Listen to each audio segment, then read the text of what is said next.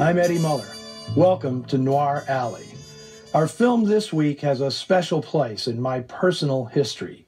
It was more than 20 years ago that I programmed my inaugural festival devoted to film noir, and The Narrow Margin was the first movie I screened.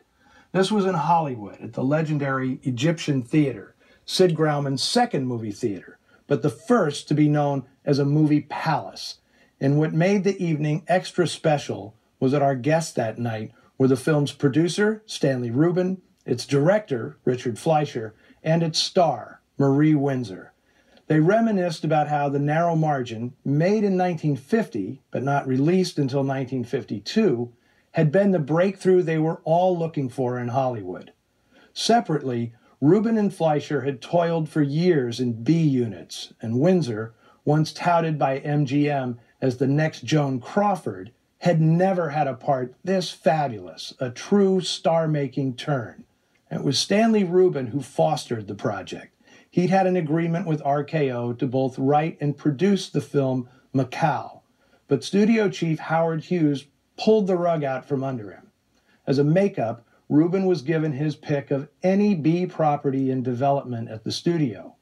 He chose an original story called Target by Martin Goldsmith and Jack Leonard. Now, noir fans might recognize Martin Goldsmith as the author of Detour, often described as the greatest B movie ever.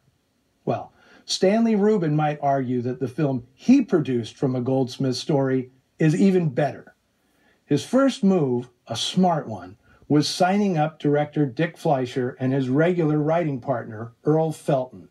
Rubin had been impressed by the string of exciting pictures these two had produced for RKO, brisk and bruising B films like Trapped and Armored Car Robbery.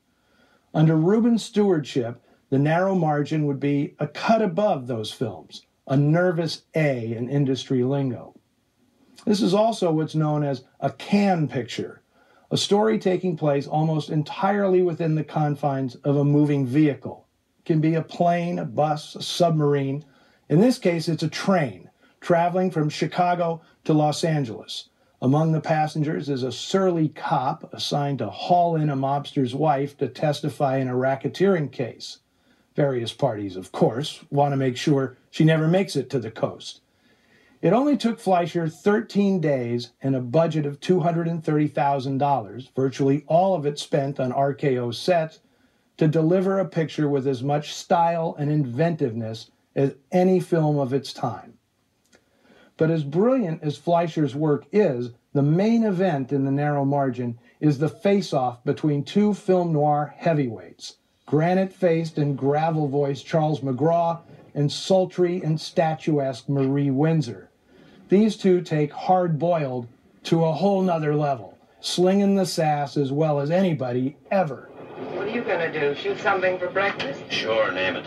Eggs, bacon, toast, a bucket of coffee, and some cigarettes. I'm famished, Brown. Okay, I'll share it with you. I don't want them counting trays. Here's some cigarettes. McGraw had been acting in movies since the early 40s, routinely cast as a cop or a hoodlum. His career fully set sail on the black tide of noir that rose up in Hollywood after World War II. He played memorable hard cases in films such as The Killers, T-Men, and Border Incident. But it wasn't until The Narrow Margin that anyone had the inspired idea of letting McGraw take the lead, sticking him in virtually every scene. To say that he crushes it is entirely appropriate.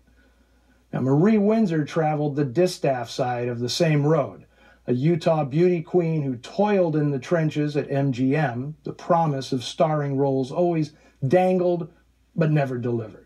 Marie's problem, as she was told over and over again by agents and producers, was that she was too tall, too voluptuous, and just too damn sexy. She'd never be cast as anything but the other woman. Now, in truth, Marie never did have a role that genuinely challenged her as an actress. She could simply roll out of bed and be all the femme fatale you ever wanted. And it's in that mode she burned up the screen in two undisputed classics, The Killing, coming to Noir Alley later in the year, and The Narrow Margin. In time, Marie came to be known as the Queen of the Bees. And as she always said, with a rueful smile, it's nice to be queen of something. As you're about to see, the narrow margin has a lot of kinetic energy. It must have run in the Fleischer family's blood. Richard Fleischer's father, Max, and his brother Dave were the main rivals to Walt Disney, creating the animated classics Betty Boop and Popeye the Sailor. And Fleischer shows a similar knack for clever staging and fast-paced action. In the narrow margin, the direction of several scenes is nothing short of miraculous, given the time and budget constraints. You look pretty. What have you been doing, falling off the train? Director of photography George Discant deserves a carload of credit for rising to the challenges this production presented. When shooting wrapped, everyone involved knew they had made something special, including, unfortunately, studio boss Howard Hughes, who loved this film to a fault. But that's a story for after the film. Right now, it's time to get your ticket punched. Climb aboard for the narrow margin.